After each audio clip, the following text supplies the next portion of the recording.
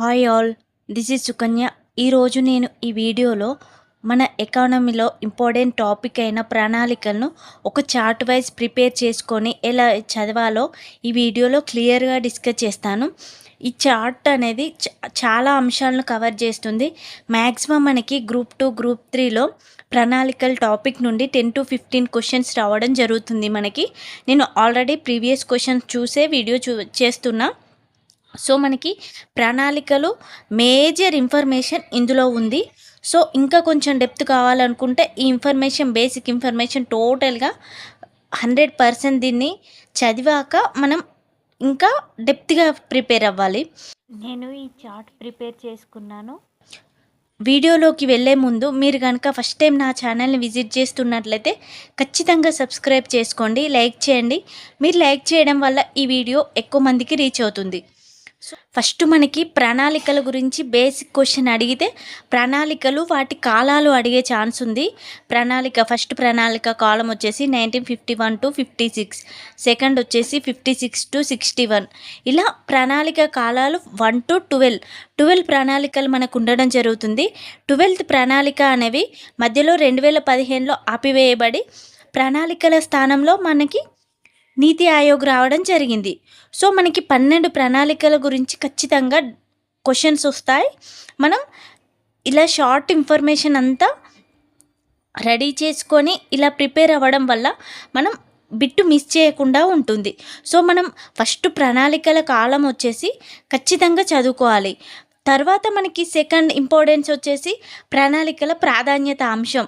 ఏ ప్రణాళిక దేనికి ప్రిఫరెన్స్ ఇచ్చింది అనేది 12 ప్రణాళికలకి 12 అంశాలు ఉండడం జరుగుతుంది.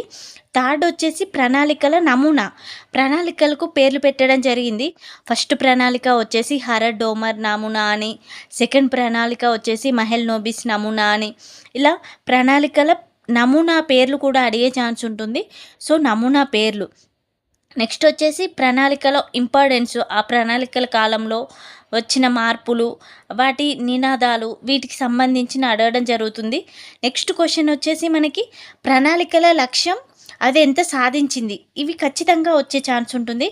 మనకు ఎక్కువ సక్సెస్ అయిన ప్లాను, తక్కువ సక్సెస్ అయిన ప్లాను, ఫెయిల్ అయిన ప్లాను, ఎక్కువ గ్రోత్ రేట్ ఎక్కడ ఉంది, మనకి 11th ప్రణాళికలో ఎక్కువ 7.9% సాధించడం జరిగింది.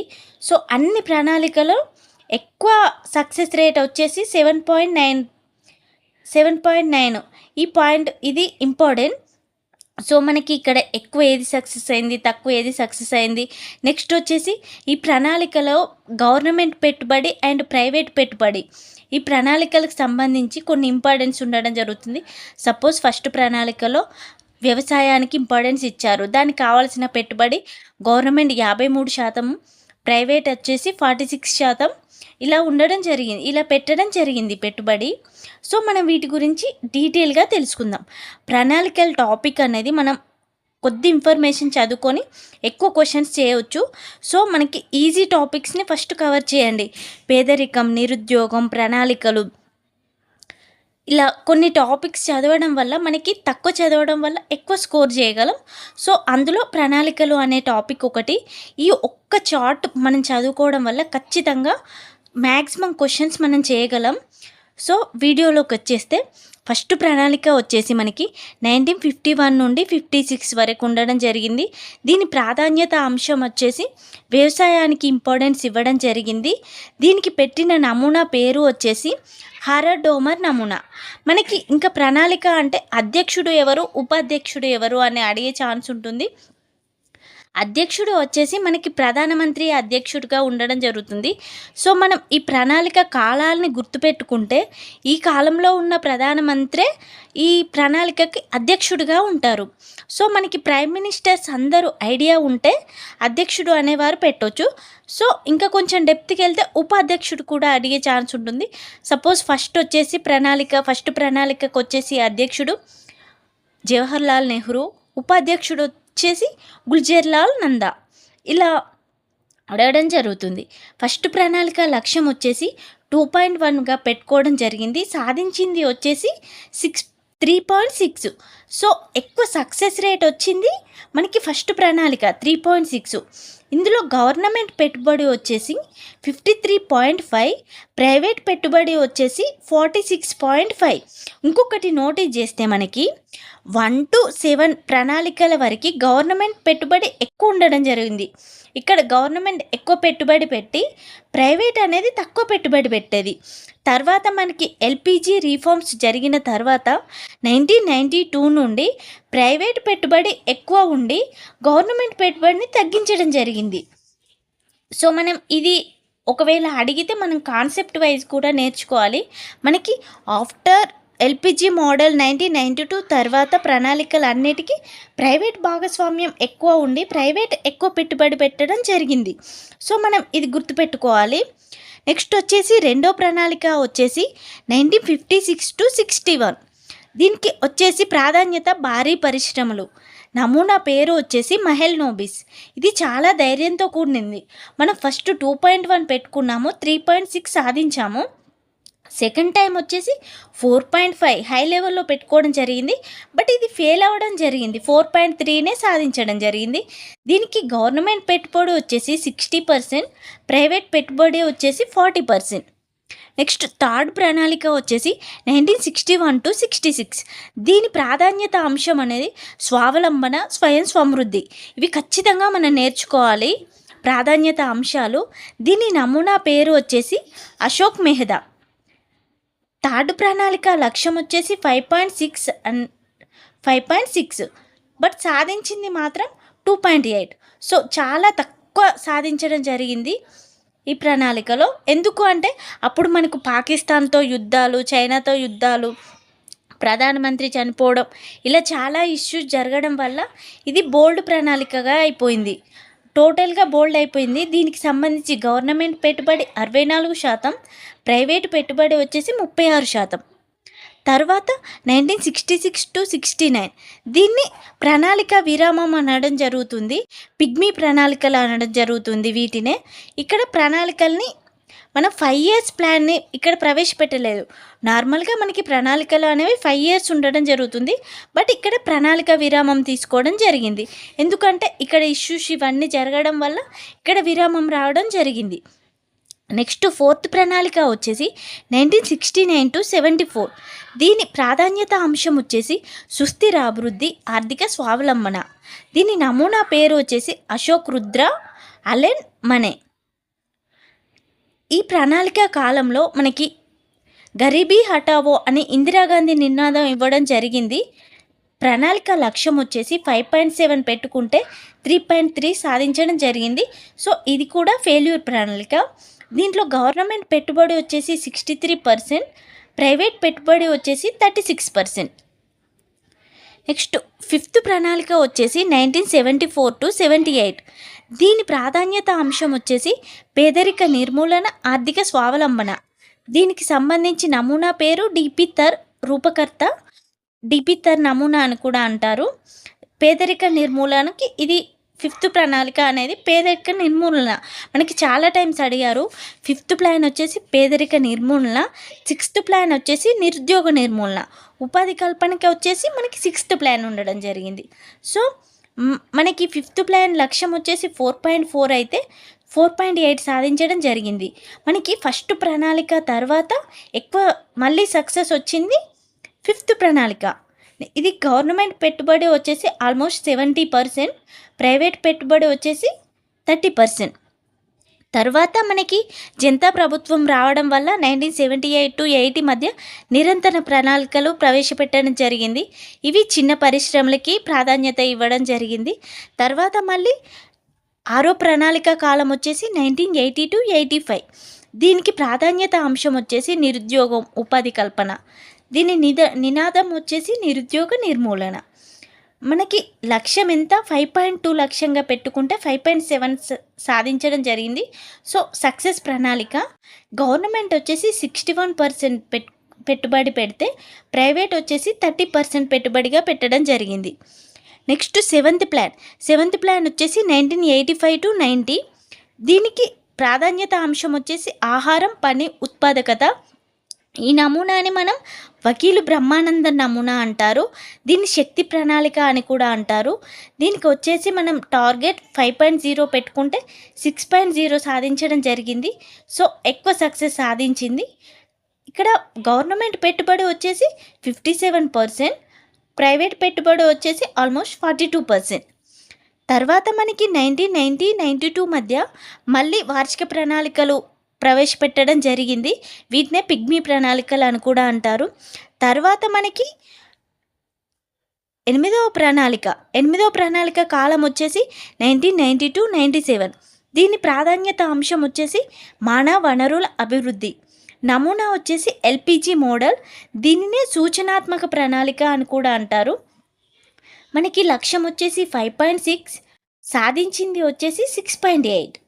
ఇక్కడ గవర్నమెంట్ పెట్టుబడి 43%, ప్రైవేట్ పెట్టుబడి వచ్చేసి 56%. నెక్స్ట్ 9th ప్రణాళిక వచ్చేసి 1997-2002. దీనికి ప్రాధాన్యత అంశం వచ్చేసి సామాజిక న్యాయంతో కూడిన ఆర్థిక అభివృద్ధి. దీన్ని కూడా ఎల్పిజి మోడల్ అనడం జరుగుతుంది. ఇది గ్రామీణ అభివృద్ధికి ఇంపార్టెన్స్ ఇవ్వడం జరిగింది. లక్ష్యం వచ్చేసి 6.9 పెట్టుకుంటే సాధించింది 5.4 మాత్రమే. సో ఇది ఫెయిల్యూర్ ప్రణాళిక. మనకి గవర్నమెంట్ పెట్టుబడి వచ్చేసి 37% అయితే ప్రైవేట్ పెట్టుబడి 63% ఉండడం జరిగింది. సో మనకి ఇక్కడ 8th ప్లాన్ నుండి ప్రైవేట్ భాగస్వామ్యం అనేది పెరిగిపోయింది. ఆఫ్టర్ ఎల్పిజి రీఫార్మ్స్ తర్వాత ప్రైవేట్ భాగస్వామ్యం పెరిగింది. నెక్స్ట్ వచ్చేసి 10th ప్రణాళిక 2002-2007. దీని ప్రాధాన్యత అంశం వచ్చేసి సమానత్వం, సాంఘిక న్యాయంతో కూడిన జన నాణ్యతను పెంచడం.